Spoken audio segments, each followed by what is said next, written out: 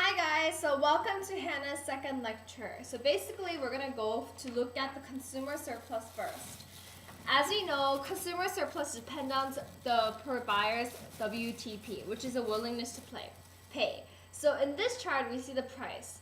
So let's assume that we have a product, and the product is the gummy vitamins. And basically this product is known for to be very healthy and good for you. So if you look at this, if the price of the gummy bear is more than $100, no one's willing to buy the thing because it's too expensive. But it's when it's $80 to $100, Kristen, who cares about her health a lot, is willing to buy, but no one else is. And then in $70, $80, Emily joins in because she still likes the taste of this gummy bear. So there is two people who are demanding the product.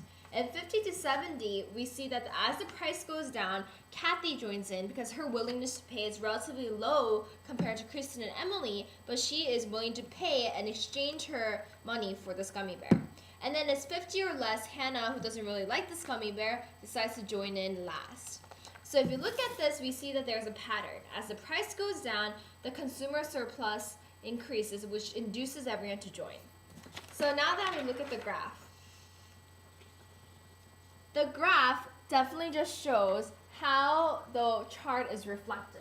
So let's take a look at the graph and see. So at price 100, there is no one who's demanding. So in the quantity graph of the demand, there's a straight line.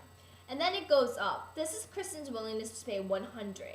And then this is Emily's willingness to pay, Kathy's willingness to pay, and Hannah's willingness to pay.